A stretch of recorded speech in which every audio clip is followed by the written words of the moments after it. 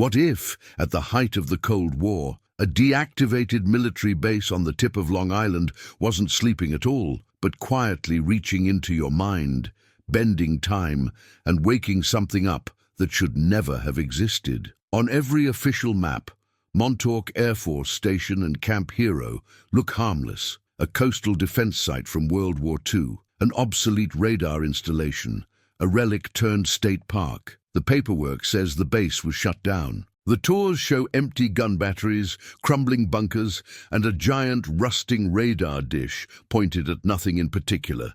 The story ends there, case closed. But in the shadows of that story, another version grew. After the exposure of real Cold War programs like MKUltra, where the CIA actually tested drugs and psychological manipulation on unwitting subjects, people began asking a dangerous question. If the government admitted to that, what didn't it admit to? Montauk, with its eerie, isolated structures and military history, became a magnet for those questions. At the center of the alternative narrative stands Preston Nichols, an engineer who claimed to have worked on secret projects at Montauk and later recovered memories of experiments involving mind control, time manipulation, and psychic warfare. According to him and others, Camp Hero wasn't just an old radar station. It was the cover for a program that combined cutting-edge electronics, classified military funding, and human psychics wired into machines designed to weaponize consciousness itself. In this version, Montauk becomes the missing link between what we know really happened, MKUltra, black budgets, Operation Paperclip, and what people fear might have happened in places we can't prove.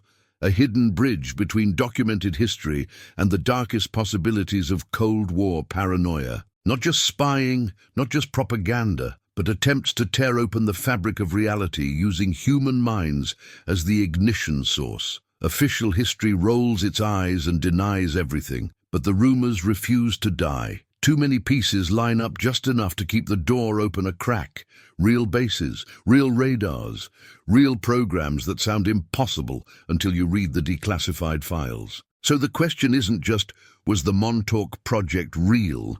It's this: how far would a terrified superpower go if it believed the enemy might get there first? If you want to dive into the deepest layers of these hidden experiments and separate what can be proven from what still lives only in testimony, subscribe now, hit the like button, and tell us in the comments what city you're watching from. Because to understand the Montauk story, we first need to follow its roots back into the most disturbing real experiments the US ever admitted to, and the doors those programs may have opened without ever closing them again.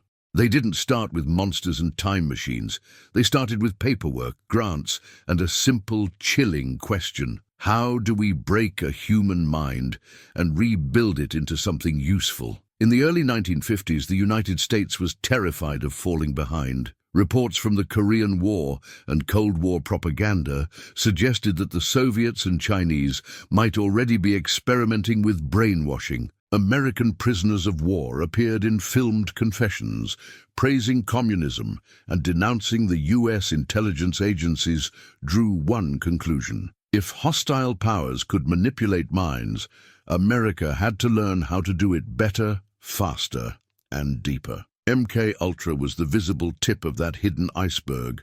Officially, it was a CIA program to explore behavior modification. In practice, it became a sprawling network of sub-projects using drugs, sensory deprivation, hypnosis, electroshock, and psychological torture on thousands of subjects, often without their informed consent. College students, psychiatric patients, prisoners, and even unsuspecting citizens were dosed with LSD and other substances to see how far perception, memory, and identity could be pushed before they shattered. If you read the declassified fragments today, it feels less like science and more like a methodical demolition of the boundary between person and object. But once you cross that line, another question appears. If you can break minds, can you also unlock something hidden inside them? That's where the story darkens. After World War II, through Operation Paperclip, the US quietly recruited German scientists,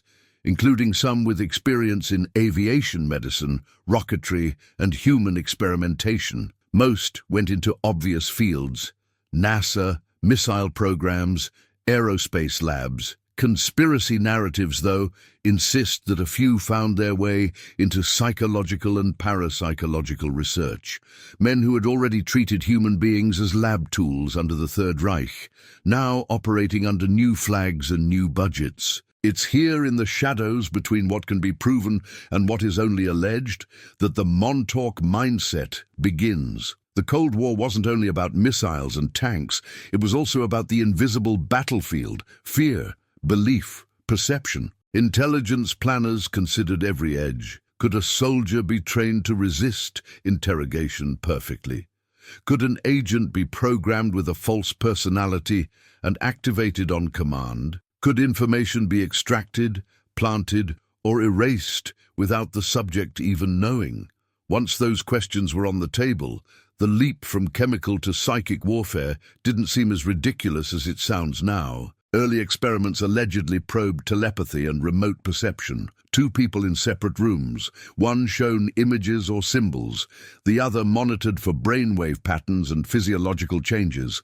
Subjects asked to locate targets they had never seen, describe rooms they had never entered, or feel events happening miles away. Officially, programs like this would later surface under names like remote viewing in other contexts. Unofficially, they were the first whispers of something else, the belief that human consciousness could be tuned, amplified, and used like an antenna. None of this comes cheap or visible. As black projects multiplied, so did the need for money that never showed up in public budgets.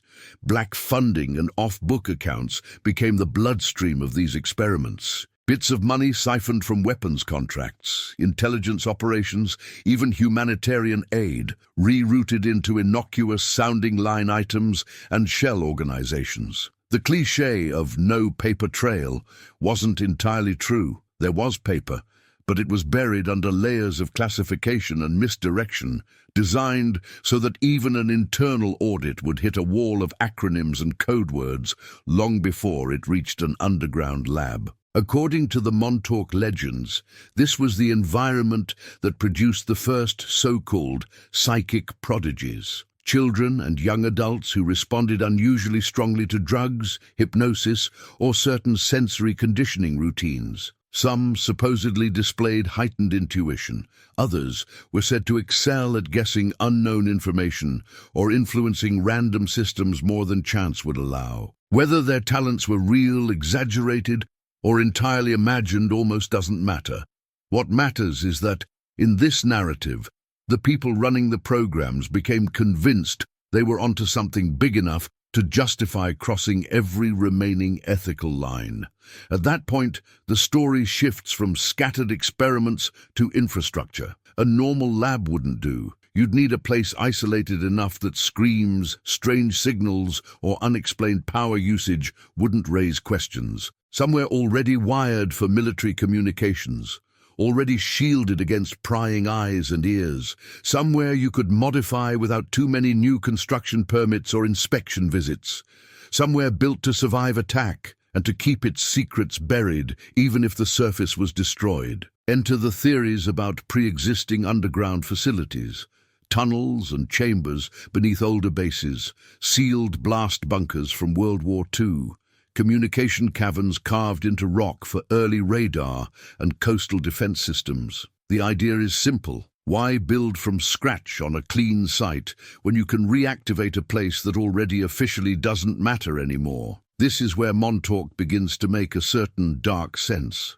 On the surface, Camp Hero was an aging coastal defense and radar site. It had power lines, reinforced structures, and a massive SAGE radar installation.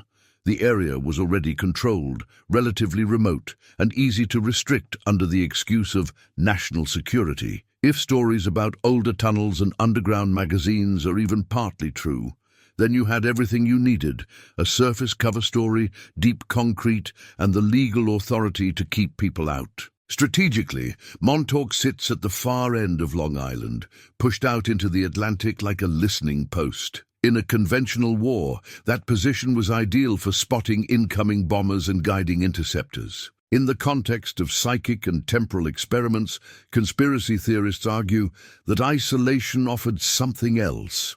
A place where the overlap between powerful electromagnetic fields, classified electronics, and vulnerable human minds could be explored without accidental interference or witnesses. In this view, MK Ultra wasn't an isolated horror, but the doorway. Once the United States proved to itself that it was willing to drug its own citizens, dismantle their personalities, and call it research, the next steps required only two ingredients: people who believed consciousness itself might be weaponized, and a place to act on that belief far beyond oversight.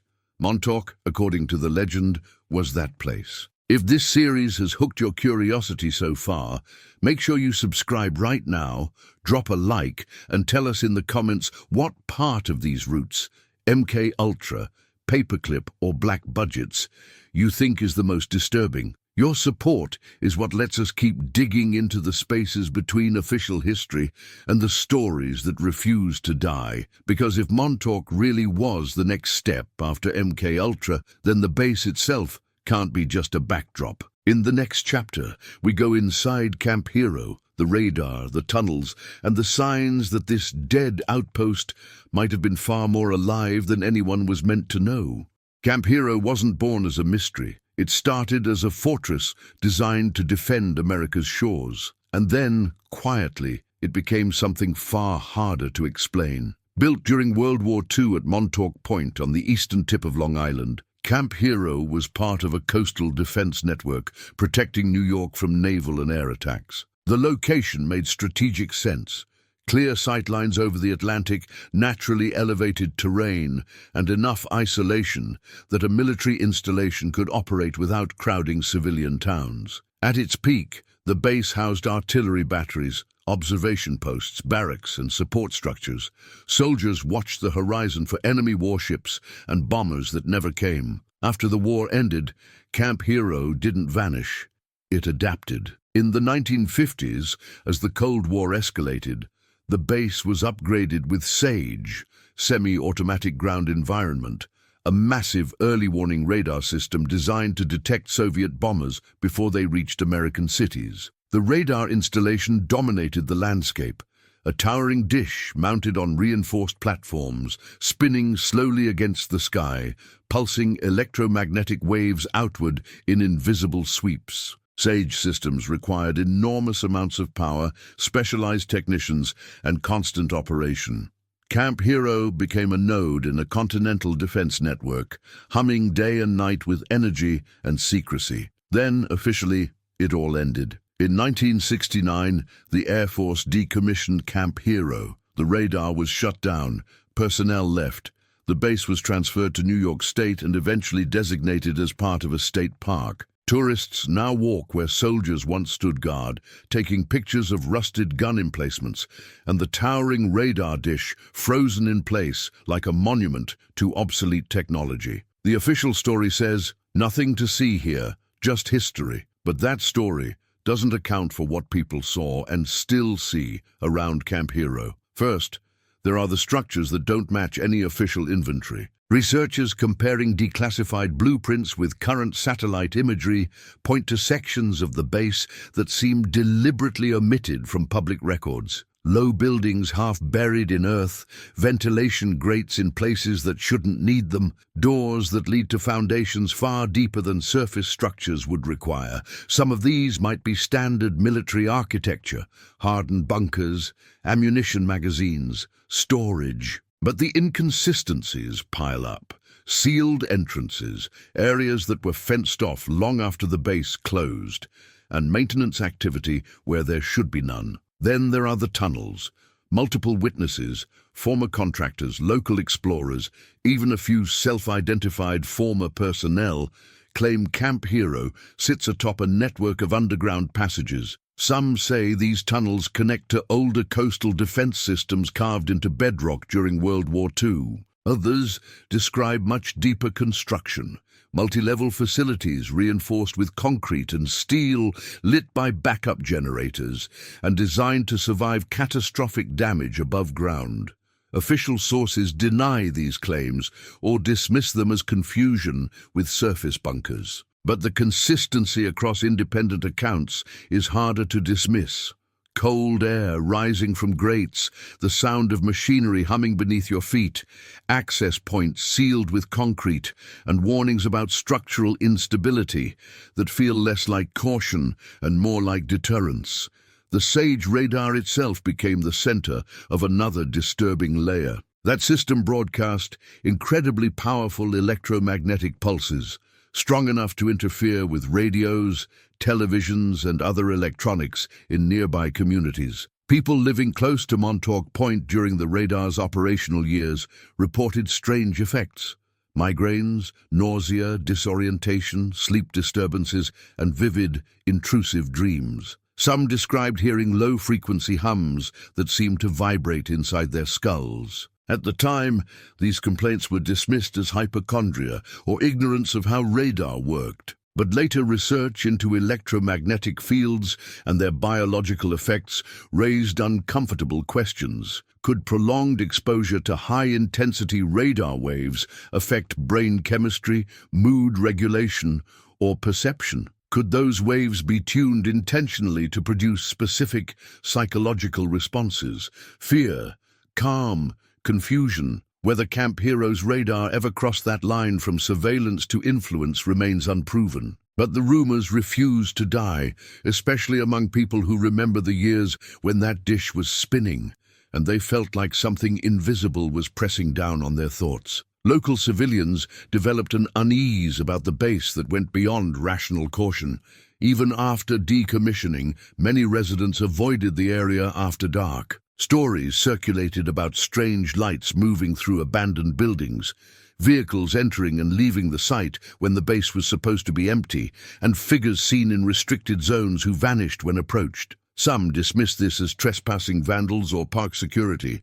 Others weren't so sure. Why would a closed facility need active patrols years after shutdown? Why were certain sections still clearly off-limits, marked with fresh warnings and locked gates? Nighttime activity became a recurring theme. Witnesses reported trucks arriving under cover of darkness, unmarked vehicles with government plates, and convoys moving in and out of Camp Hero during hours when state park staff weren't present. Lights appeared in buildings that had supposedly been stripped of electrical systems. On certain nights, locals described a low thrumming sound, not the radar, which had been officially deactivated, but something deeper and more sustained, like massive generators running far below ground. When asked, authorities offered vague explanations: maintenance, historical preservation, routine checks. None of those explanations quite fit the pattern of secrecy and timing. This is where the Montauk narrative pivots from documented history into contested territory. The theory holds that Camp Hero was never truly decommissioned, that the shutdown was theater for public consumption, while real operations simply moved underground. According to this version, the visible radar stopped spinning, the surface personnel left, and the paperwork declared the base inactive. But beneath all of that, a different project continued, deeper, darker, and protected by layers of deniability and classification. Why reactivate in secret instead of building fresh? Practical reasons stack up. An existing facility already has infrastructure: power lines, water, communications, reinforced structures. Security is easier when the perimeter already exists, and the public assumes the place is dead. Legal complications disappear when you're not filing new construction permits or environmental impact reports. And psychologically, a closed base draws less scrutiny than an active one. If something goes wrong, if rumors start, you can always point to the official records and say, "There's nothing there, it's just a park." But the strongest argument for continued activity isn't theory, it's testimony. People who claim to have worked at Camp Hero in the years after its supposed closure describe being brought in through back channels, signing non-disclosure agreements under threat of prosecution, and performing maintenance or technical work in underground sections they were told not to discuss. Their accounts vary in detail and credibility, but they share common elements: powered corridors deep below the surface, equipment far more advanced than 1960s radar, and an atmosphere of enforced silence that extended beyond typical military discipline into something heavier: fear. Whether those testimonies reflect reality, false memory, deliberate disinformation, or outright fabrication remains impossible to verify. What's undeniable is this: Camp Hero, as a physical place and cultural symbol, carries an aura that the official narrative fails to dissolve. It looks abandoned. It feels watched. And the gap between those two impressions is where the Montauk legend thrives. Because if the base really did go dark in 1969 and stay that way, then the next chapter of this story shouldn't exist. There should be no scientists, no experiments, no one left to carry out the work. But according to the people who came forward decades later, the shutdown wasn't an ending. It was a cover for the scientists who were just getting started. If Montauk really was more than an empty base, then someone had to run it. Not administrative clerks or maintenance crews, but minds capable of designing experiments that official science wouldn't touch. According to the core narrative, those scientists existed. The government just never admitted they were there. In the world of classified military research, deniability is built into the structure from day one. Personnel are compartmentalized. You know your task, not the full project. Contracts are routed through shell companies. Funding appears under misleading labels. If something goes wrong or leaks, the official response is simple: we have no record of that individual working for us. It's not always a lie. Sometimes the records were never created, sometimes they were destroyed, and sometimes the person asking the question simply doesn't have clearance to see the file that proves the denial is false. This is the backdrop against which the Montauk scientists must be understood. They weren't signing in at front gates with badges and parking passes. They were brought in quietly, worked under pseudonyms or no names at all, and left without fanfare. Some, according to the stories, didn't leave at all. Among publicly known researchers who danced near these topics, though never officially connected to Montauk, were scientists involved in Cold War parapsychology programs. The U.S. military and intelligence agencies did fund legitimate studies on remote viewing, telepathy, and psychokinesis under programs that would later be partially declassified. Some of these researchers had impressive credentials: PhDs in physics, psychology, engineering. Others were more fringe, operating in the gray zone between legitimate inquiry and pseudoscience. But all shared one trait: they believed consciousness could interact with matter in ways mainstream science refused to explore. If the Montauk narrative is accurate, some of these minds went deeper, working not in university labs with peer review, but in underground facilities where results mattered more than ethics. Profiles of these alleged scientists are murky by design, but patterns emerge. Many supposedly had backgrounds in electronics, signal processing, or electromagnetic theory. Others came from psychology, hypnosis, and behavioral conditioning. The combination wasn't random.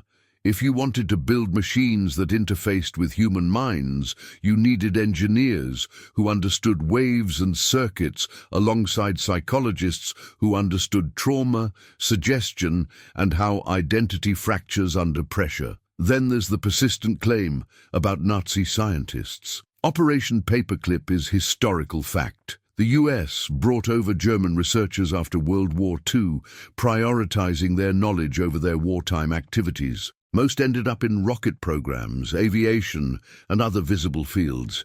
But conspiracy researchers point to a darker possibility: that some specialists in human experimentation, psychological manipulation, and medical torture were also quietly absorbed, not into NASA or the Air Force, but into intelligence and paramilitary research, where their prior work on concentration camp victims could be leveraged without public outcry. No definitive evidence ties specific paperclip scientists to Montauk, but the thematic connection is undeniable. If the program involved breaking human minds to rebuild them as psychic tools, then people with experience doing exactly that, under a different flag, would be valuable assets. Morally horrifying, yes. Strategically useful, absolutely. And in the logic of Cold War realpolitik, usefulness often outweighed morality. At the center of the Montauk mythos stands Preston Nichols, electrical engineer, author, and the man who arguably created the modern version of the legend. Nichols claimed that in the early 1990s, after years of suppressed memories, he began recalling his involvement in secret projects at Camp Hero during the 1970s and 80s. He described working on advanced radar systems that were later adapted to amplify psychic abilities, control thoughts, and manipulate time. His books, co-written with Peter Moon, became foundational texts for Montauk believers. Critics point out that Nichols' story emerged decades after the alleged events through recovered memory techniques now widely considered unreliable. Skeptics note inconsistencies in his accounts and the lack of any physical evidence or corroborating documents. Supporters argue that's exactly what you'd expect from a black project. No paper trail, targeted memory suppression, and official denial. Nichols himself remained consistent across interviews. He believed what he remembered, even if he couldn't prove it to outsiders. Whether he was a whistleblower, a confused man influenced by suggestion, or something in between, he became the face of Montauk testimony, credible to some, laughable to others, but impossible to ignore. Another shadowy figure in the narrative is Dr. Herman C., a name that appears in multiple Montauk accounts, but with frustratingly few verifiable details. According to witnesses, he was a psychologist specializing in trauma-based conditioning, breaking subjects down through fear, pain, and disorientation, then rebuilding their personalities with embedded commands and triggers. His methods allegedly drew from MK Ultra research, refined with newer techniques involving drugs, sensory deprivation, and electromagnetic stimulation. Some testimonies describe him as cold, clinical, and disturbingly effective. Others suggest he had doubts, possibly even guilt, but continued the work under pressure or belief in its strategic necessity. Whether Dr. Herman C. was a real person, a composite of multiple figures, or a symbolic representation of the program's psychological brutality remains unresolved. No mainstream database lists him, no academic institution claims him. Yet his name recurs in interviews and regression sessions with supposed survivors, always attached to the same themes: memory manipulation, pain conditioning, and the creation of blank slate minds ready to be reprogrammed. Then there's the story of the technician, often unnamed in retellings, who later sought hypnotherapy to address unexplained anxiety, nightmares, and gaps in his personal timeline. Under regression, he allegedly recalled working maintenance shifts at Camp Hero during years he thought he'd been elsewhere. He described descending into underground levels, seeing equipment that didn't match any known technology, and encountering young people hooked into machines while scientists monitored brainwave outputs. His memories were fragmented, non-linear, and mixed with imagery that could be metaphor or distortion. Therapists couldn't confirm whether he was recalling real events, constructing a narrative from suggestions, or processing unrelated trauma, but his emotional response was real: genuine distress, confusion, and a desperate need to understand why parts of his life felt missing. Over the years, several researchers who investigated Montauk or related programs reportedly vanished, died under suspicious circumstances, or abruptly stopped their inquiries without explanation. Conspiracy theorists catalog these cases as evidence of active suppression. Skeptics point to coincidence, natural causes, and the tendency of people to abandon fringe topics when they realize the personal cost outweighs any benefit. The truth is likely mixed. Some disappearances are tragic but mundane, while others carry details, sudden accidents, incomplete investigations, families pressured into silence that feel less like randomness and more like cleanup. Official responses to these claims have been consistent: denial, dismissal, and occasionally ridicule. The Air Force states flatly that Camp Hero was decommissioned in 1969 and no classified research occurred there afterward. The CIA acknowledges MK Ultra, but insists those programs ended in the 1970s and were never connected to any location called Montauk. No government agency has ever confirmed the existence of psychic amplification technology, time manipulation experiments, or underground detention of test subjects at Camp Hero. To official sources, the scientists described in these stories are fiction, either invented whole cloth or cobbled together from misunderstood fragments of real but unrelated programs. Yet the testimonies persist, not from one person, but from multiple individuals across decades, many of whom had no contact with each other before going public. Their stories don't match perfectly. Trauma memories rarely do, but they orbit the same core, a program hidden beneath an abandoned base, staffed by scientists whose names were erased, conducting experiments that mixed technology and consciousness in ways that crossed every ethical line. If those scientists never existed, then the next chapter of this story, where they allegedly turned their attention to the most vulnerable subjects they could find, is pure fiction, a horror tale with no basis in reality. But if even a fraction of the testimony is accurate, then the Montauk Project's darkest secret wasn't the technology or the theories. It was who they tested them on, and what those experiments did to minds too young to fight back. They weren't chosen at random. According to those who claim to remember, the children brought to Montauk shared specific traits. Young, mostly male, often from broken or vulnerable backgrounds, runaways, foster kids, children of addicts, or families too disorganized or powerless to raise alarms when they went missing. In the coldest terms of an alleged black project, these were low-visibility targets, people whose disappearance wouldn't generate headlines, whose absence wouldn't trigger federal investigations, and whose stories, if they survived to tell them, could be easily dismissed as delusion or trauma-induced fantasy. Why children? The Montauk narrative offers a chilling rationale that echoes real psychological research. Young minds are more malleable, less fixed in their patterns, and potentially more sensitive to psychic stimuli before the brain fully develops rigid filters.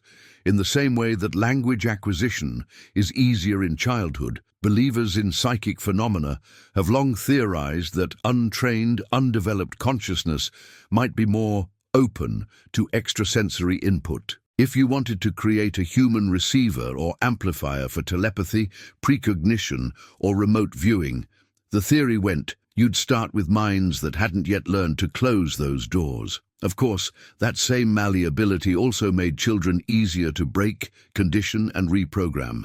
A feature, not a bug, if your goal was total psychological control. The alleged methods of conditioning borrowed heavily from documented MK Ultra techniques, then pushed further into territories those programs may have only theorized about. Subjects were reportedly isolated in underground chambers, subjected to sensory deprivation or overload, dosed with powerful psychedelics including LSD, and exposed to electromagnetic fields tuned to disrupt normal brain function. Testimonies describe acid rooms with psychedelic painted walls, where drugged children were bombarded with lights, sounds, and suggestions designed to shatter their sense of self and reality. The goal wasn't therapy or exploration, it was demolition. Break the personality down to fragments, then rebuild it with embedded commands, triggers, and a willingness to obey without question. Memory reprogramming appears repeatedly in survivor accounts.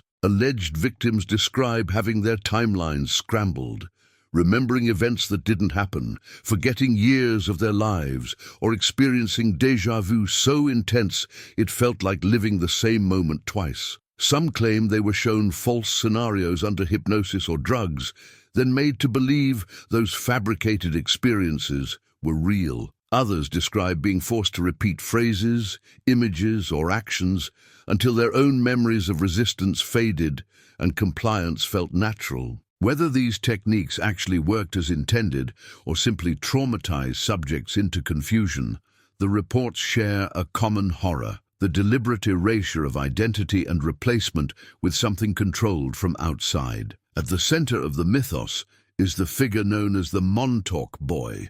Not just any test subject, but the psychic prodigy whose abilities supposedly exceeded everyone else's. Accounts describe him as a young, blonde-haired, blue-eyed child who displayed extraordinary responsiveness to the psychic amplification technology. When connected to the infamous Montauk chair, a device we'll explore in the next chapter, this child could allegedly project his thoughts into physical manifestations, see across distances, and even glimpse alternate timelines. He became the project's crown jewel and its greatest danger. A human mind powerful enough to reshape reality, but too young and too damaged to fully control what he was doing. Much of what we know about the Montauk boys comes from hypnotic regression sessions conducted decades after the alleged events. Individuals who experienced unexplained gaps in their memories, persistent nightmares, or inexplicable psychological symptoms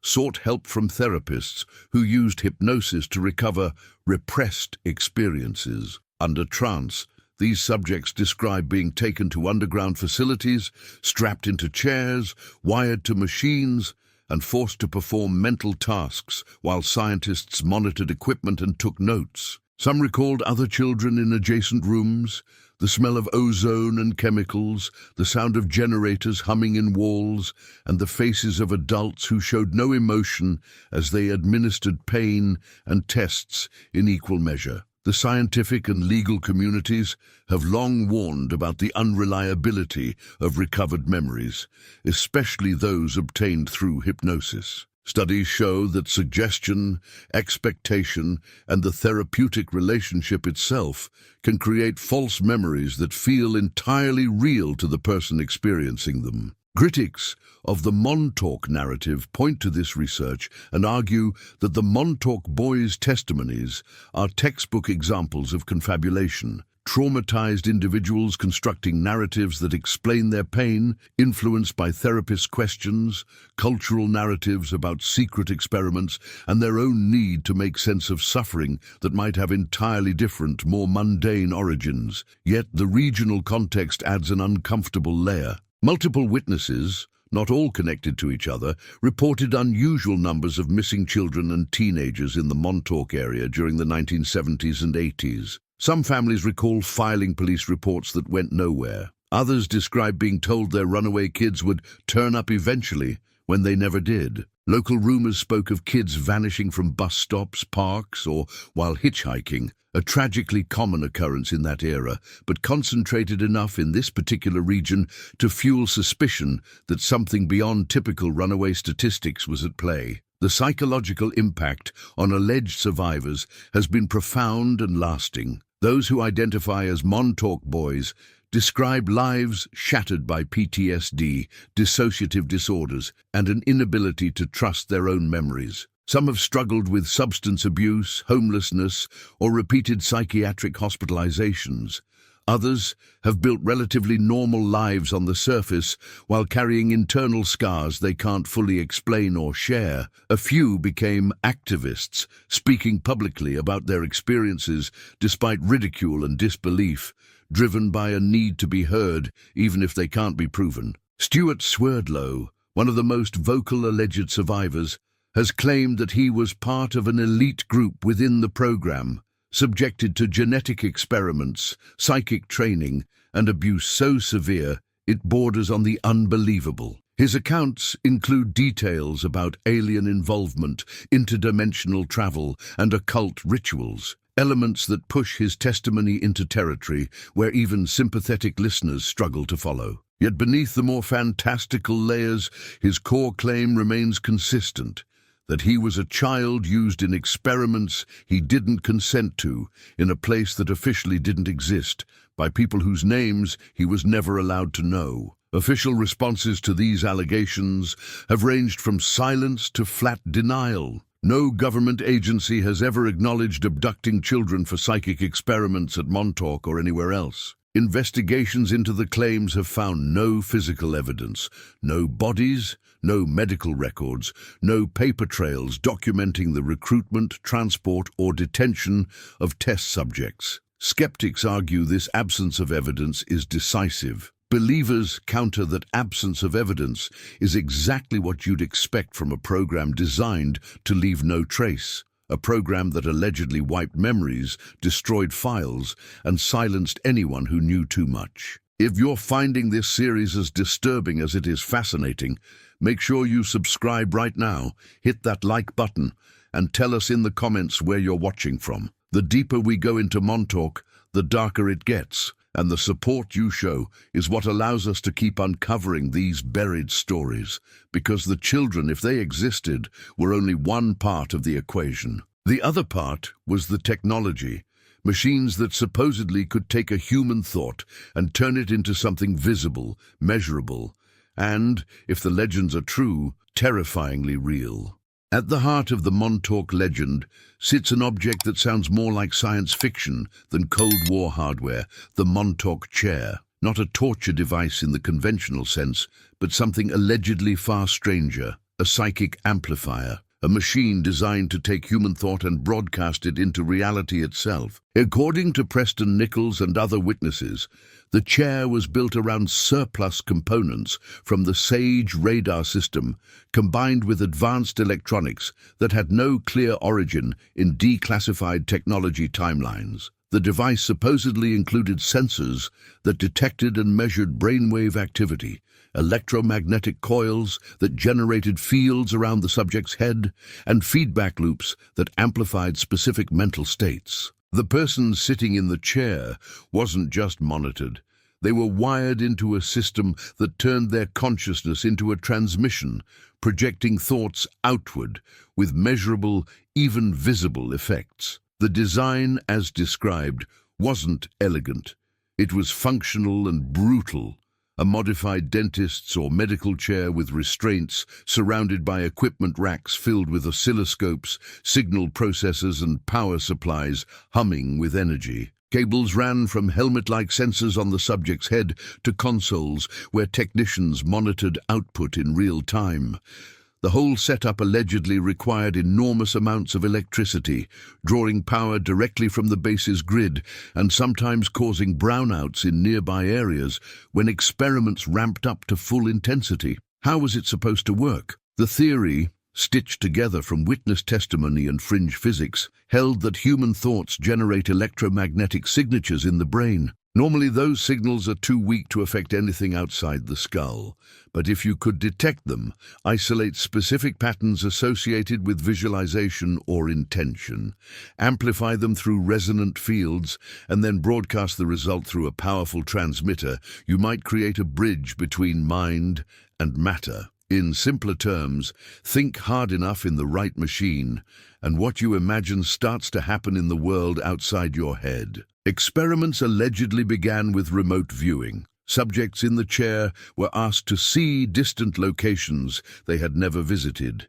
describing rooms, objects, or people in real time. Technicians would compare their descriptions against known targets to measure accuracy. Early results were said to be mixed, lots of noise, occasional hits that could be coincidence, but enough apparent success to justify pushing further. The goal wasn't just passive observation. It was active projection, making the target feel something, see something, or believe something that originated in the psychic's mind. Teletransportation, or at least its mental equivalent, was another reported focus. Instead of physically moving someone's body, the idea was to project their consciousness to a distant location, letting them experience that place as if they were there while their body remained strapped in the chair. Subjects described sensations of leaving their bodies, traveling through darkness or tunnels of light, and arriving in rooms, landscapes, or even other time periods. Whether these were genuine out-of-body experiences, vivid hallucinations induced by electromagnetic stimulation, or the product of suggestion and drugs, remains hotly debated. But the emotional impact on participants was real. Terror, disorientation, and in some cases a lingering inability to distinguish traveled memories from physically lived experiences. Weaponization was inevitable in this narrative. If thoughts could be amplified and projected, then emotions could be too. Imagine a device that could broadcast fear, despair, or rage into enemy soldiers, breaking their morale without firing a shot. Or one that could induce calm and compliance in a targeted population, making resistance feel pointless. According to Montauk law, researchers tested emotional manipulation by having chair-bound psychics focus on specific feelings, while technicians monitored the effects on nearby personnel or test animals. Some accounts describe involuntary subjects in adjacent rooms suddenly experiencing panic attacks, euphoria, or violent impulses that had no apparent cause until the chair was powered down and the emotions vanished as quickly as they appeared. Frequency manipulation played a central role. The human brain operates on measurable electrical rhythms, alpha waves during relaxation, beta during focus, theta in deep meditation or dreaming. External electromagnetic fields tuned to these frequencies can entrain the brain, pushing it into specific states. This isn't conspiracy theory. It's established neuroscience, used today in research and therapeutic settings. But the Montauk claims go further, that researchers used extremely low-frequency waves, microwave pulses, and radar band emissions, not just to monitor or gently influence, but to dominate and reprogram consciousness. Subjects exposed to these fields reportedly experienced time distortion, memory gaps, and altered perceptions that lasted long after the sessions ended. The SAGE radar system itself became a key component. That massive dish wasn't just a relic from the 1950s. It was allegedly repurposed as a transmission antenna for the psychic signals generated in the chair. The radar could sweep across vast distances, and if synced with the chair's output, it theoretically could broadcast amplified thoughts far beyond the base. Some versions of the story claim this is how remote viewing and influence operations were conducted. Psychics in Montauk, projecting their awareness or intentions to Moscow, Beijing, or anywhere else the military wanted eyes or influence they couldn't physically place. But the most disturbing experiments, according to the mythology, involved what insiders called portals or windows, attempts to create stable rifts in space, time, or both. The idea was that if consciousness could be projected outside the body, and if that projection could interact with physical reality, then intense enough focus combined with sufficient technological amplification might punch through the normal boundaries of here and now. Witnesses describe the chair-bound psychic being pushed to visualize not just a place, but a time, a specific date, a historical moment, or even a hypothetical future. When the amplification reached critical levels, something allegedly opened, a shimmering distortion in the air, a zone where the laws of physics seem negotiable, a doorway into somewhere or somewhen else. These portals were not controlled or predictable. Accounts describe them flickering open for seconds or minutes, revealing glimpses of other locations, other times, sometimes even other realities that didn't match known history. Objects reportedly moved through them, sometimes returning changed, sometimes not returning at all. In the most extreme claims, people entered these rifts, military observers, test subjects, even one of the psychics himself, stepping through and experiencing what? The testimonies become fragmented here, full of contradictions, impossibilities, and descriptions that sound more like fever dreams than coherent reports. It's here that the Montauk narrative shifts from dark Cold War program into physics-breaking nightmare. And it's here that skepticism hardens into outright rejection for most mainstream investigators. Psychic amplification via electromagnetic fields is fringe but conceivable. Weaponized emotion through frequency manipulation pushes boundaries but has real research analogues. but stable space-time portals, doorways to other eras, that crosses from speculative black project into territory where the laws of physics, as we currently understand them, say no. Today, yet the rumor persists that something went catastrophically wrong during one of these experiments, something so uncontrollable and so terrifying that it forced the entire project to shut down, not because it failed, but because it succeeded in ways no one was prepared for. Because if you believe the witnesses, Montauk didn't just open a door into another time, it let something come through. Something that one terrified young psychic's mind created, or summoned, and that no amount of technology could put back. They didn't start out trying to break time. They thought they were just stretching it. In the most extreme version of the Montauk story, everything builds toward one moment. The day the experiment stopped being about reading thoughts and started trying to punch a hole in the timeline itself. Up to that point, according to witnesses, the Montauk chair had been used for remote viewing, emotional manipulation, and opening brief windows to distant places. The next step was obvious to the people running the program, and insane to everyone else. If a psychic could be projected across space, why not across time? The theory, as described by insiders, went like this. Time is not a straight line, but a fabric, flexible, layered, and accessible at multiple points if you know how to tune into it. The human mind, especially one conditioned, amplified, and locked into the right frequencies, might be able to lock onto other points in that fabric. Combine that with massive electromagnetic amplification and radar synchronization, and you could, in theory, create a stable temporal tunnel, an opening between now and some other when. Early tests supposedly began as mental time travel. Subjects in the chair were instructed to project themselves into past events, battles, historical disasters, even their own childhood memories, and report what they experienced. Under deep trance, aided by drugs and frequency entrainment, they described vivid scenes, ancient cities, unfamiliar uniforms, landscapes that either matched known history uncannily or veered off into alternate versions. Whether these were genuine glimpses of the past, constructed hallucinations, or experiences pulled from subconscious reading and imagination, the operators believed they were real enough to move forward. The real breakthrough, or the real disaster, depending on who you ask, came when they shifted focus from pure perception to interaction. The psychic, usually the so-called Montauk boy, was directed not just to see another time, but to open a path to it. Technicians tuned the chair's output to resonate with specific temporal coordinates, calculated from a mix of fringe physics and occult numerology. The Sage radar, or its successor systems, were synced to fire bursts in rhythm with the subject's brainwaves. At a critical moment,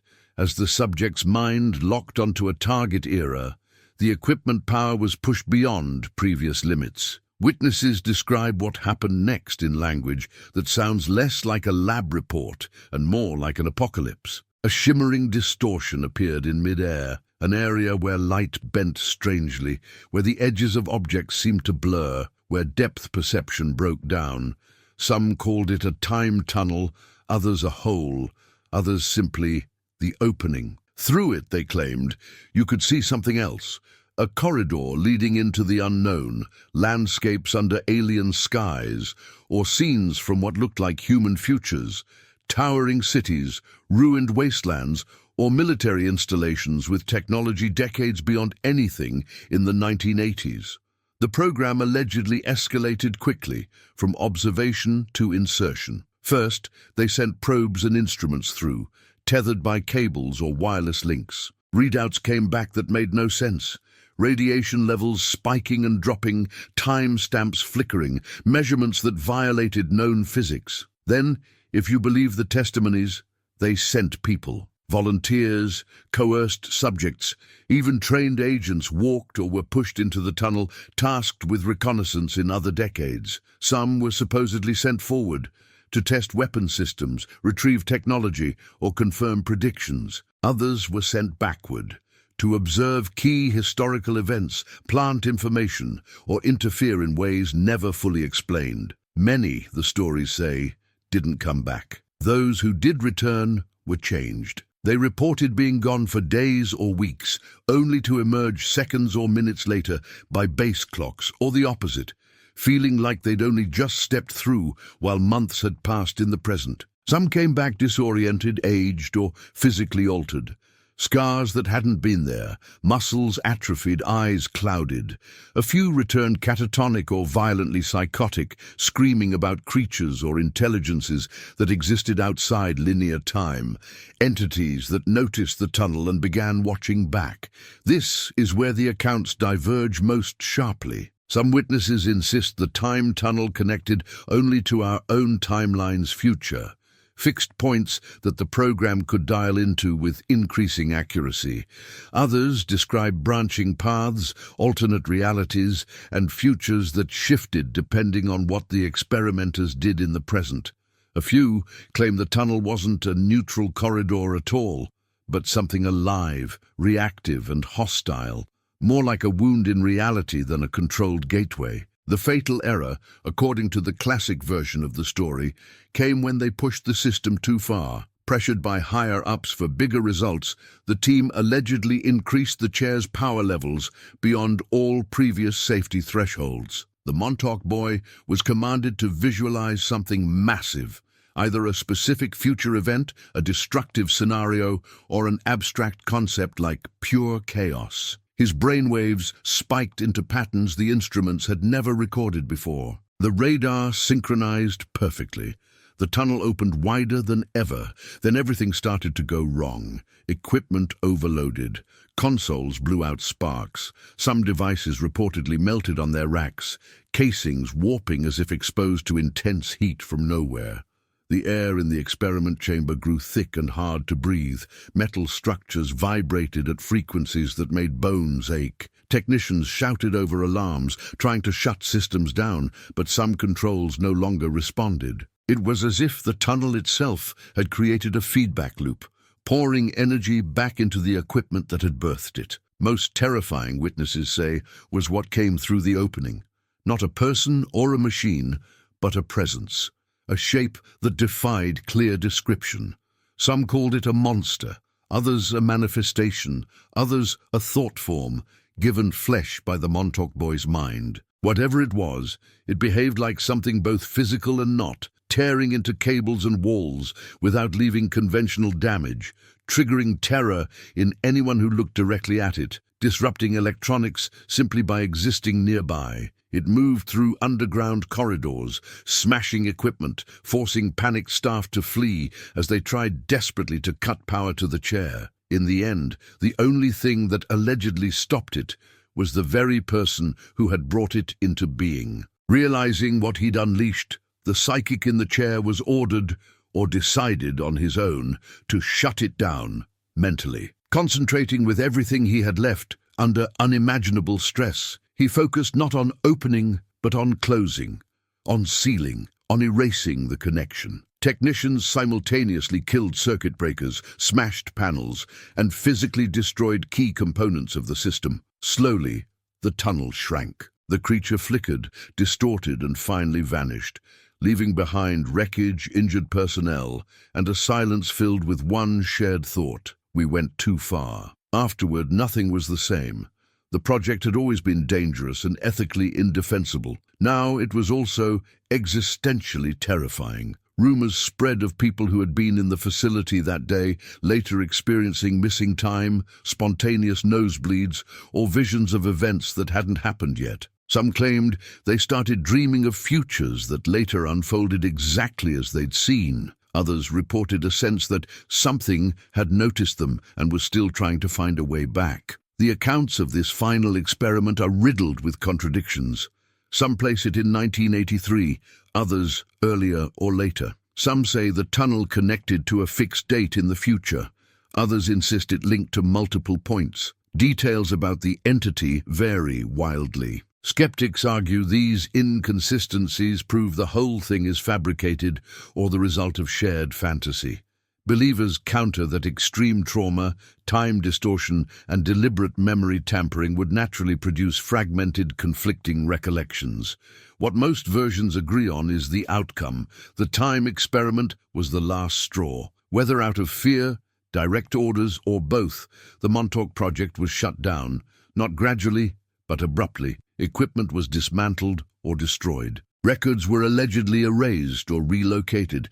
Personnel were reassigned, silenced, or in some cases made to forget. The base above ground slid further into decay, an abandoned shell covering over a scar. In space-time, no one wanted to touch again. Or at least, that's how the story goes.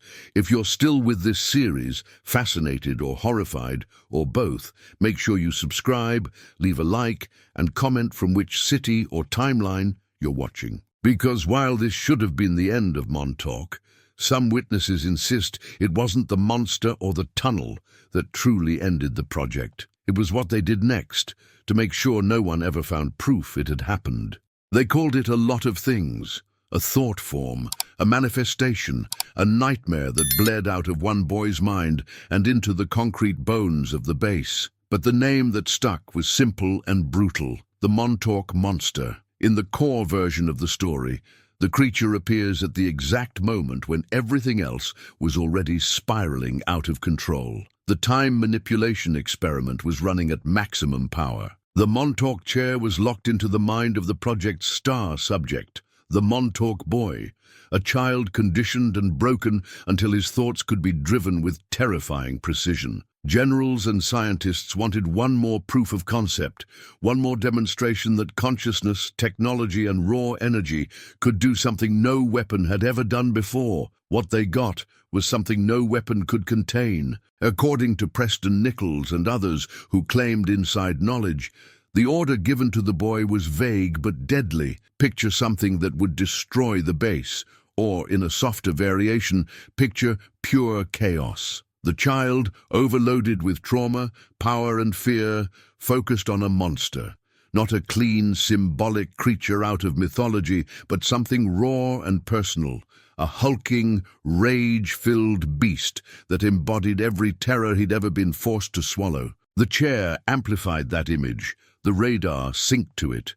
And for an instant, the boundary between thought and matter tore open. Witness descriptions of the creature differ in details, but share a disturbing core. Some say it was between 3 and 4 meters tall, covered in matted grey-brown fur, with arms long enough to drag on the ground, and a head more like a distorted animal than anything human. Others insist it was less defined, more like a shifting mass of flesh and shadow, its outline flickering as if it couldn't quite decide what it was supposed to be. All accounts agree on 2 points. It radiated pure, paralyzing terror, and wherever it moved, equipment died.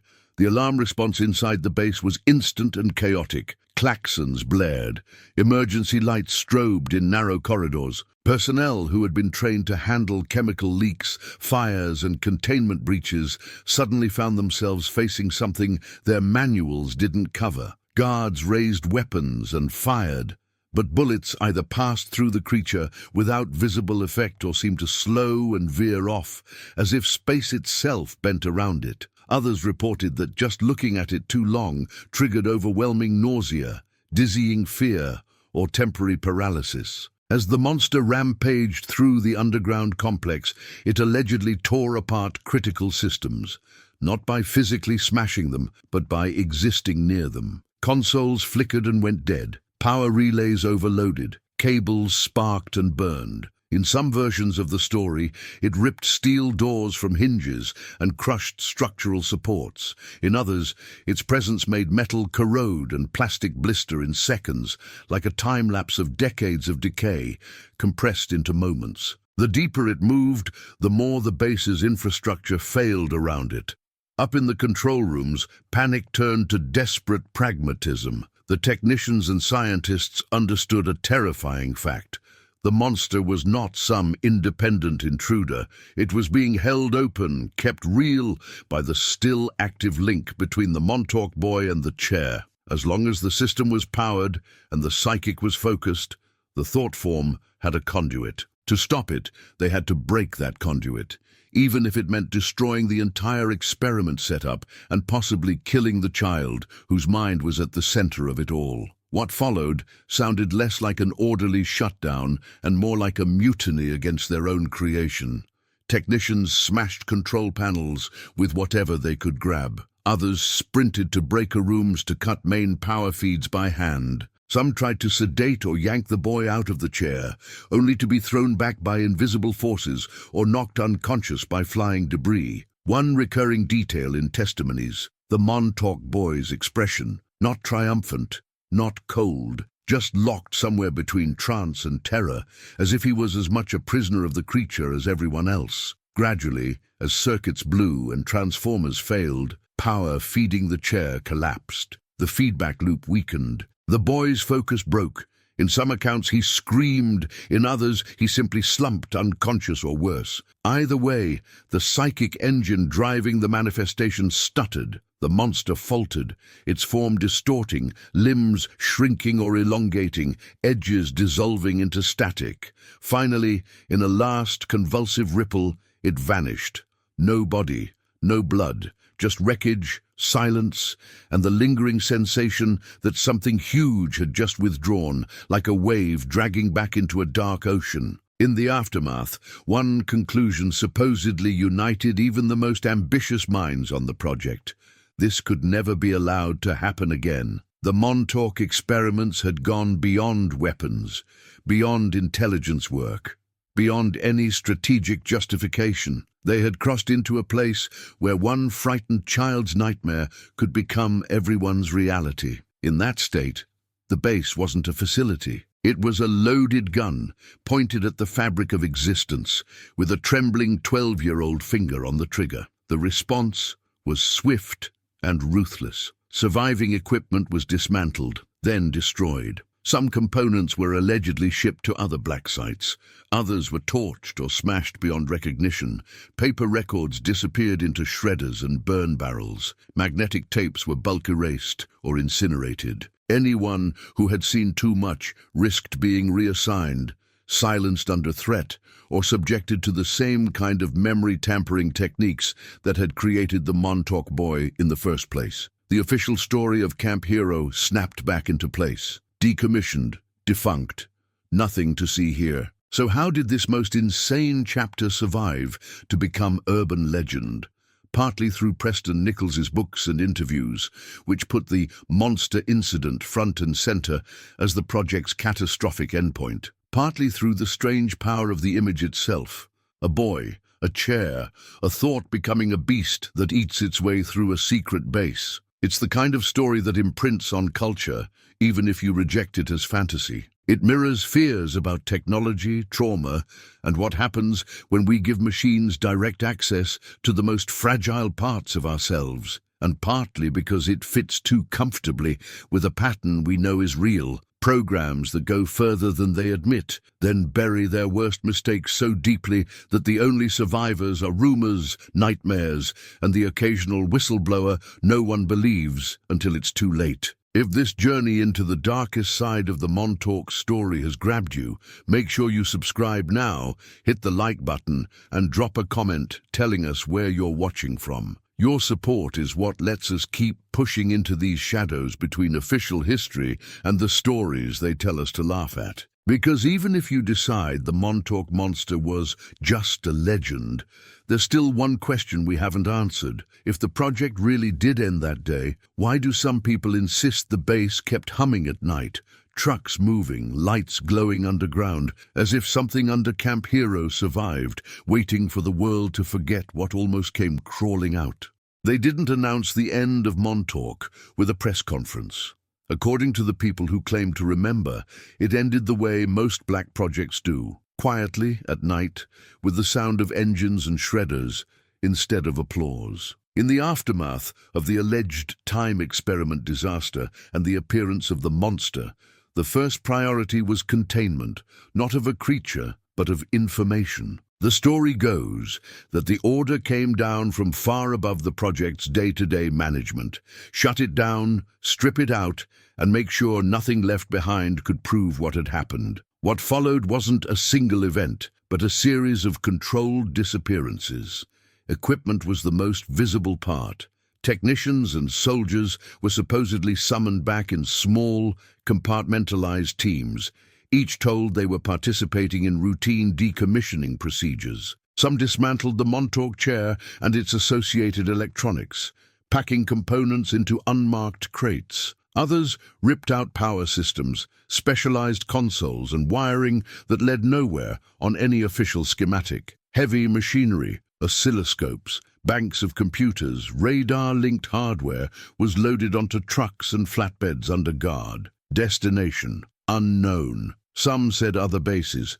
Others whispered projects even deeper than this one. Personnel didn't vanish overnight. They were reassigned. Scientists were moved to other defense contracts, given new code names, told to forget Montauk ever existed. Enlisted staff rotated to conventional posts or discharged with generous non-disclosure paperwork attached. A few key figures reportedly disappeared from even internal contact lists. No forwarding assignments, no retirement ceremonies, just blank spaces where names had been. Whether they were given new identities, folded into intelligence outfits, or simply removed from circulation remains part of the mystery. Paper, film, and tape took the next hit. Decades of classified programs have taught governments one lesson very well. What you don't write down, you don't have to deny later. For Montauk, the claim is that whatever had been recorded was either destroyed or buried so deep it might as well not exist. Lab notebooks burned in incinerators, photographs and tapes bulk erased or shredded, typed reports pulped into unrecognizable slurry. In some tellings, even structural blueprints for the underground sections were altered or replaced, leaving no official record that those spaces had ever been used for anything beyond mundane storage. The physical structures themselves, especially underground, were sealed. Access hatches were welded shut. Corridors were collapsed with controlled demolitions or filled with concrete. Ventilation shafts were capped and disguised as innocuous landscape features. To anyone exploring the surface ruins years later, the story would be simple. Bunkers, gun emplacements, maybe some old utility tunnels, and nothing more. Whatever had happened in deeper levels, if those levels existed at all, was entombed behind tons of rock and steel. And yet, for a while, the base didn't feel dead to the locals. Residents around Montauk and visitors to the area in the 1970s and 80s have described seeing trucks leaving Camp Hero late at night, long after the base was decommissioned. Convoys of unmarked vehicles, headlights off until they reached the highway, engines muffled as if designed to attract as little attention as possible. Some remember hearing generators thrum beneath their feet during night fishing trips near the cliffs. Others reported seeing lights glow from behind blacked-out windows in buildings that were supposedly empty. Officially, all of this had explanations: maintenance, environmental monitoring, state park infrastructure work. The massive radar dish, now frozen in place as a photo prop, was for years said to be entirely inactive. Any lingering electrical draw was written off as benign. Requests for detailed records about decommissioning procedures and post-closure activity met the same response patterns. Some documents released about routine base closure, nothing whatsoever about experiments, psychic or otherwise. But absence of proof didn't erase the stories. In fact, it may have amplified them. The more firmly officials insisted that nothing happened here beyond mundane military history, the more people leaned into the question: if it was just another closed base, why did anyone need to be so emphatic about denying anything else? That vacuum between what locals said they saw and what documents refused to address became the breeding ground for the Montauk myth. The story really took off once Preston Nichols and his collaborators began publishing in the 1990s. Their books wove personal testimony with speculative physics and horror movie imagery, turning Camp Hero into a nexus of mind control, time travel, and interdimensional catastrophe. At first, these accounts circulated in niche conspiracy circles and UFO conventions, but slowly, Montauk leaked into broader culture. Magazine articles, late-night radio shows, documentaries, online forums. Each retelling added details, smoothed over contradictions, or injected new elements drawn from other Cold War programs like MK Ultra, Stargate, and HARP. Then came the pop culture echo. The original working title for what became Stranger Things was literally Montauk. Early drafts were set on Long Island, with a secret base and missing kids eerily close to Nichols' narrative. The setting was eventually moved to the fictional Hawkins, Indiana, but the DNA remained. A government lab, psychic children, a monstrous entity from another dimension, rifts in reality. For millions of viewers who'd never heard of Camp Hero, the core themes of the Montauk legend slipped into their imagination as entertainment. The line between fiction and alleged fact blurred even more. So why has the story never been fully refuted? Because refute implies more than blanket denial. It implies a detailed counter-narrative that addresses specific claims. Governments are very good at saying no comment or nothing to see here. They are much less inclined to walk the public through exact timelines of black projects, personnel histories, and funding trails, especially when some of that history overlaps with real, documented abuses like MK Ultra. As long as key documents remain classified, destroyed, or never created in the first place, there's nothing concrete for independent investigators to test the Montauk claims against. It becomes a battle between testimony and silence. That silence leaves room for people who feel wronged by institutions, room for those fascinated by the idea that reality is stranger than we're told, room for storytellers who sense that our deepest fears and hopes live in the gaps of official history. Montauk sits perfectly in that space.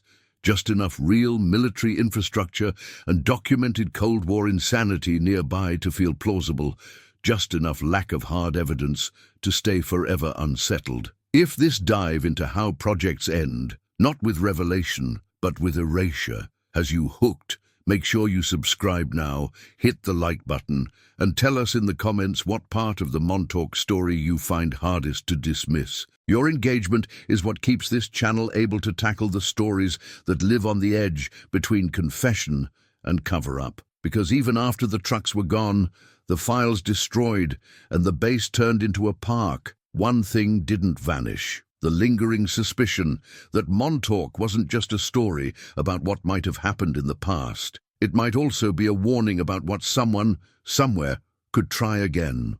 The story didn't die.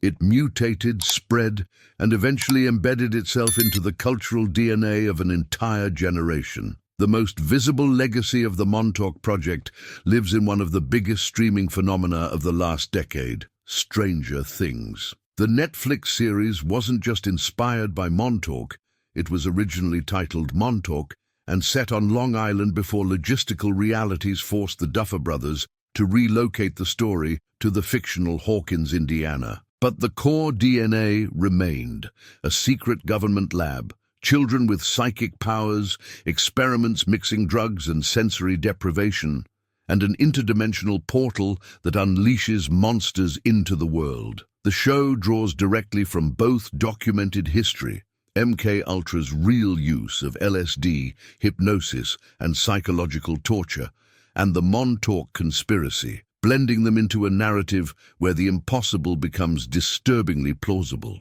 Eleven's origin story mirrors claims about Terry Ives participating in drug trials during pregnancy, a detail echoing real allegations that surfaced about MK Ultra test subjects. The lab itself, with its sterile corridors and cold authority figures, visually evokes the institutional dread central to both Montauk lore and broader Cold War paranoia. Beyond one show, Montauk shaped how conspiracy culture evolved in the digital age. Before the internet, fringe theories circulated in samizdat photocopies, late-night radio, and niche conventions. Montauk hit just as online forums and early websites allowed these ideas to spread faster and wider. It became a template. Take a real location, mix documented government abuses with speculative science, add witness testimony that can't be fully verified or debunked, and you create a story resilient enough to survive decades of official denial. The legend also fueled connections to other controversial programs.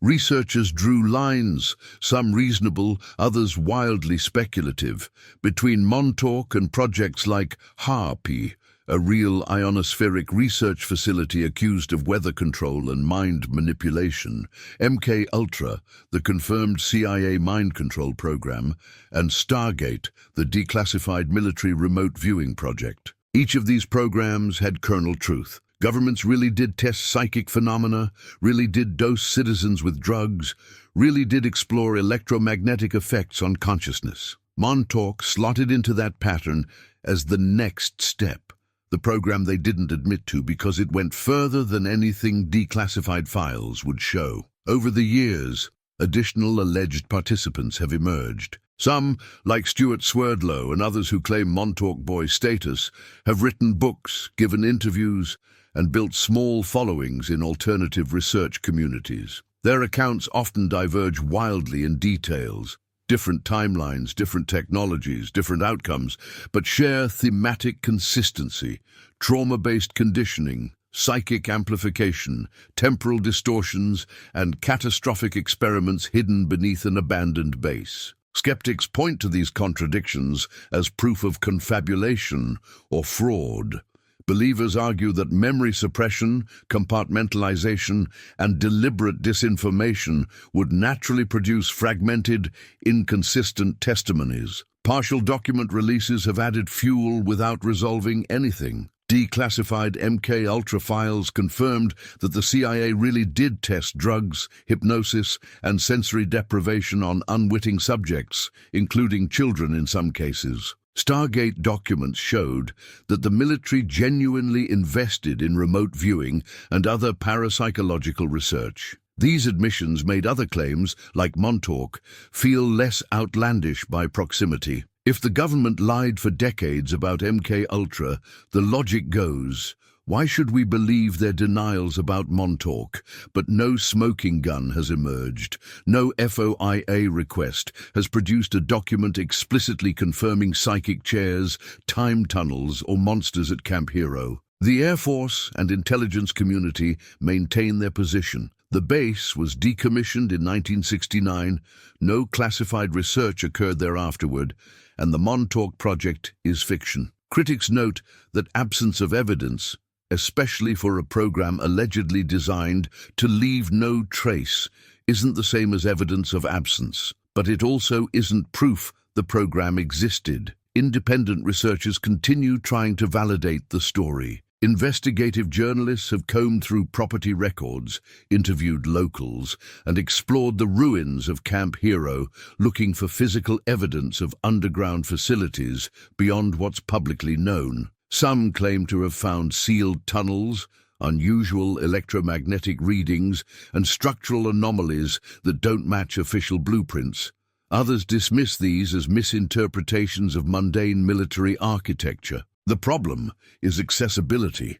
Much of the area remains restricted or inaccessible, either by law or by physical barriers, making comprehensive, independent investigation impossible. This creates a feedback loop. The inability to fully investigate fuels suspicion. Suspicion generates more stories. More stories attract attention, which triggers more official denials. Denials, lacking detailed counter-evidence, fail to satisfy skeptics. The cycle continues, with Montauk perpetually suspended between debunked myth and covered-up truth. At its core, Montauk taps into something deeper than one alleged base or one set of experiments. It represents our collective anxiety about forbidden knowledge, the idea that someone, somewhere, has crossed ethical and physical lines we weren't meant to cross, and that the consequences are being hidden from us for our own good. In a world where governments have admitted to radiation tests on citizens, non-consensual drug trials, and systematic surveillance, the question isn't, could they do something like Montauk? It's, if they did, would we ever know? The boundary between fiction and reality isn't just blurred, it's weaponized. Montauk stories get dismissed as conspiracy fantasy, which makes them perfect cover if any fragment of truth exists within them. Conversely, the story's influence on pop culture makes it easy to argue that witnesses are just repeating tropes from movies and books rather than reporting real experiences. Either way, verification becomes nearly impossible. And that raises one final, uncomfortable possibility. Maybe the most effective way to hide a secret isn't to deny it completely, but to let it become a legend, so ridiculous, so mixed with fiction, that anyone who tries to investigate it gets laughed out of serious consideration. Because if Montauk was real, and if pieces of it survived the shutdown, then the smartest move would be exactly what we're seeing. Let it become a joke, a plot device, a meme. Let Stranger Things make it entertaining. Let conspiracy theorists argue over details that can't be verified. And in the noise of all that, keep the truth, whatever it is, safely buried under layers of myth, denial, and cultural static. So what's left standing after we've walked through the entire Montauk story? A complete myth? A buried truth? Or something more dangerous?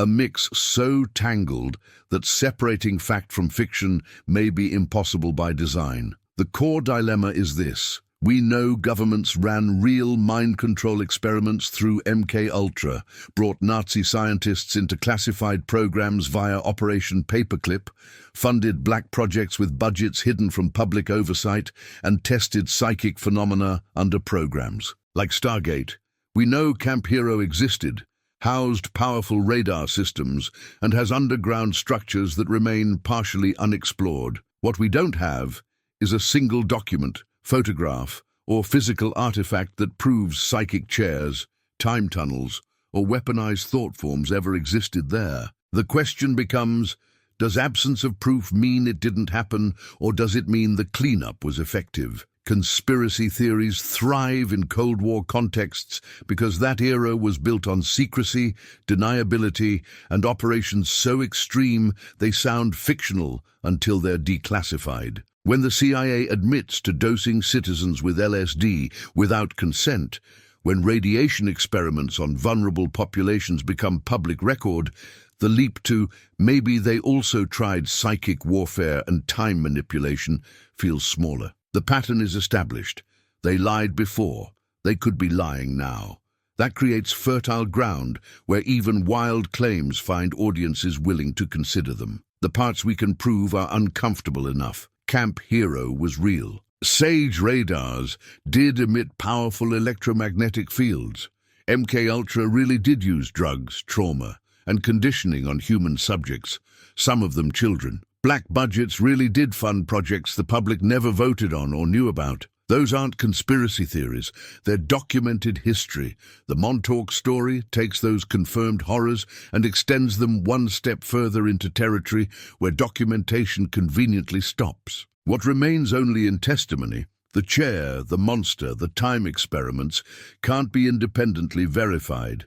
Witnesses exist, but their accounts come through recovered memories, hypnotic regression, and decades of delay. Physical evidence is absent. Corroboration is fragmentary. That doesn't mean they're lying. Trauma and memory suppression are real, but it also doesn't constitute proof in any rigorous sense. So the final question isn't just what happened at Montauk, it's what are we willing to believe about the people who governed us in the shadows during the darkest years of the 20th century. Because if you believe institutions stop at the edge of what they admit, Montauk is pure fiction.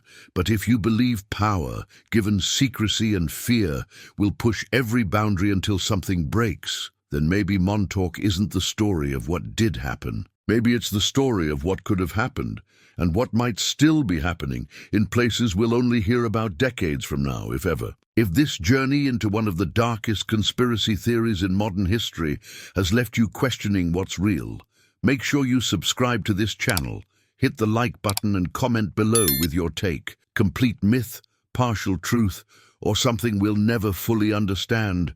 Your support is what allows us to keep digging into the stories they hope we forget, because in the end, the real power of Montauk isn't whether it happened, it's that we can't be completely sure it didn't.